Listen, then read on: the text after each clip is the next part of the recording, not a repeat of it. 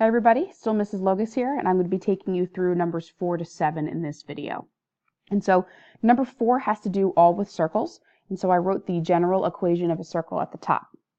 The first one, 4a, says write the standard equation of a circle with a radius of 7 and a center at -2, 5. Remember that your center is really h comma k, and this is really your r, your radius. So this first one's kind of a plug and chug problem. And we want a general equation, and it would look like this. X minus h, which is -2, squared, plus y minus k, which is 5, quantity squared, equals the radius squared. I would say it would be excellent to keep simplifying, so let's make the double negative into a positive. And so here would be my final answer. X plus 2 squared plus y minus 5 squared equals 49. The reason this general form is nice is now you know, if you were given this originally, you know that the center would be at -2, +5. The radius was 7, and so you could draw your own sketch. Part B, given the following equation of a circle and a point, determine if the point lies on the circle. So that should be lies on the circle. Now, so we're trying to decide if it lies on the circle, in the circle, or outside of the circle. So what we're really trying to determine is if this point is a solution. And if it's a solution and we plug it in and it's on the circle, that means we know for sure it is a solution. If we get a value on this side that's less than 16, it means it's smaller than the radius, so it's inside the circle. And if this value is larger than 16, that means it's larger than the radius, so it's outside of the circle. So let's see what happens. My point is -1, -3. So we would get -1 minus 3 quantity squared plus the y value, -3 plus 2 quantity squared. How does that relate to 16? That would be -4 squared plus -1 squared. How does that relate to 16? -4 squared is a positive 16. -1 squared is a positive 1. So I got 17 on this side, and that relates to 16 because it is greater. And because this number is larger than this one, it means that the point must be outside of your circle. Part C, find the equation of a circle that has endpoints of a diameter at 7, 1, and 5, -7. Some of you might use the graph, some of you may not. I will graph it just for those that are very visual. So 7, 1, 5, -7. This is your diameter, which means that your circle would look something like this. So here's two ways you could do this problem. If you don't want to use the graph, a way that a lot of students in my classes have liked is this. We know that if we want to find the equation of a circle, we really need the center and we really need the radius, neither of which we have in this problem. If we want to find the center, that is really the midpoint. So I will write both, the midpoint or the center. To find the midpoint, you take your two x values and add them and divide by 2. Take your two y values, add them and divide by 2. And we're adding because we are finding an average. So if I take 7 plus 5 over 2, 1 plus -7 over 2, that would be 12 over 2 or 6, -6 over 2 or -3. So the center of my circle is at 6, -3. Which does make sense with my graph here. So that's promising. That also means that this is my h value and this is my k because this is my center. So if you would like to do this without a graph, here's a quick way to find the equation. Let's pick a point, 7, 1. We know that 7 is an x value and 1 is a y value. And let's take the center point, that is h comma k. Let's plug them both into the equation and find what r is. So that would be 7 minus 6 quantity squared plus 1 minus -3 squared equals r squared. 7 minus 6 is 1 squared. 1 minus a -3 is really 1 plus 3, or 4 squared. If I simplify this, again, this is very similar to the problem we just did, actually. We would get 1 plus 16 equals r squared. which means that r squared equals 17. Do I have enough now to find the equation? I do, because I have both my center and I have my radius or my radius squared, which means that my final answer would look like this. X minus the h value squared plus y minus the k value, which would really be plus the value squared, equals r squared, which is 17. So the interesting thing is you don't really have to find what r is. All you care about is what r squared is. If you would like, remember that from the picture, you could use the Pythagorean theorem also. You could draw a triangle, a little right triangle. You could count this distance and count this distance and find the hypotenuse as well. And I know some of you like that. So this distance is 2. This distance from -7 up to 1 is 8. So if I did the Pythagorean theorem, 2 squared plus 8 squared equals the diameter squared. That would be 4 plus 64 equals diameter squared. So the diameter squared would equal 68, which means that the diameter itself would be root 68. Now, if I split 68 into a perfect square and a knot, 68 is really 4 times 17. So the diameter is really 2 root 17.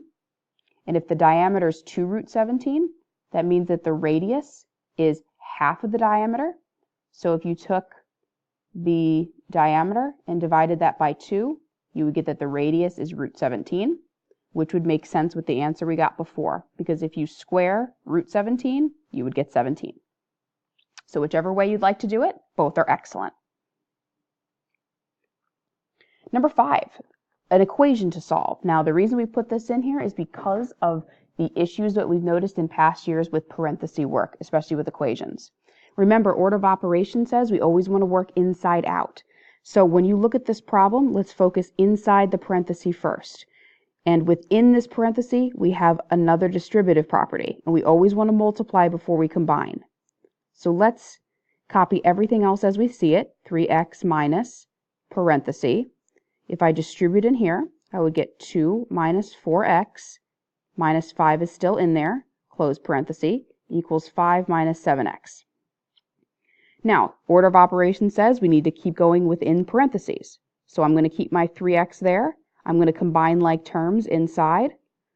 So I would get negative 4x, 2 minus 5 is negative 3, equals 5 minus 7x. Now, there is technically, if we're thinking what we need to do next on this side to simplify, there is really a negative 1 in front of this parenthesis, and we want to multiply before we combine. So we need to distribute the negative 1. That 3x is still carried down. This becomes a positive 4x, negative times negative, and a positive 3, still equal to 5 minus 7x. On this side, I'm going to combine this to be 7x plus 3 equals 5 minus 7x. Now if I have variables on both sides, I'm going to add the variables together. 14x plus 3 equals 5. Subtract the 3, get 14x equals 2. My final answer will be a fraction, which is fine. Divide both sides by 14. So x would be 2/14, but the best answer reduced is 1/7. Number 6, we need to find a common denominator in order to solve this equation. So the first thing I'm going to do is rewrite that third fraction in its factored form. X squared minus 9 really factors to be x plus 3, x minus 3, which is convenient because we can multiply each piece by what it needs. This first piece has the x minus 3, so it needs the x plus 3. This second piece has the x plus 3, so it needs the x minus 3 on top and bottom. The third piece has both, so we don't need to change anything. Now I'm going to rewrite this more neatly. This is 3 times x plus 3 on the top over both denominators minus 2 times x minus 3 on the top over both denominators equals the one I didn't touch over both denominators. Now just like the videos I did here, I'm going to multiply the entire equation by the least common denominator so that things cancel out. So we're going to multiply everything by x plus 3, x minus 3, because if I distribute that in, all the denominators cancel, and so I'm only left with my numerator. So I have 3 times x plus 3 minus 2 times x minus 3 equals 2x. So if I simplify that, I'm going to distribute the 3 and get 3x plus 9. Warning, warning, warning. I noticed from my exit slips / students in class, that 2 that's being distributed is negative. So when you are subtracting, remember you are distributing a negative 2, which means you have minus 2x plus 6. I would not be surprised if that's on your test, that I'm testing that. So please, please, please pay attention to that detail. If I continue solving, 3 combined with negative 2 is 1x. 9 combined with 6 is 15, equals 2x. Moving the 1x to the other side, I get something not too bad. I get 15 equals 1x, which means that my answer is positive 15. Just to make sure, if I go back and look at the problem, the values that could not exist in the denominator or extraneous solutions, x could not be 3 and x cannot be negative 3, both of which we did not get as an answer, so 15 is good. Remember that an extraneous solution is a value when plugged into the original equation causes your denominator to be 0. Last but not least, for me, number 7 is another common denominator problem. And so I'm going to rewrite it just to have enough room. The reason I picked this problem was based on an in-class assignment that was in my class, and I noticed a lot of students had trouble with something like number 7 because it's easy to forget that x is different than x minus 1. A lot of students think that if they see an x here, that it's already in this problem, but I want you to remember that x minus 1 is stuck as one unit, and so all the fractions need both an x and an x minus 1. So this first fraction needs the x, so we need to multiply top and bottom by x. This fraction needs the x minus 1. And this third fraction needs the x. And so now that each fraction has what it needs, let me again rewrite it more neatly. On the top here, we would have x squared over x times x minus 1 minus 2 times x minus 1 equals, or over the same denominator, equals 1 times x is just x over the same denominator.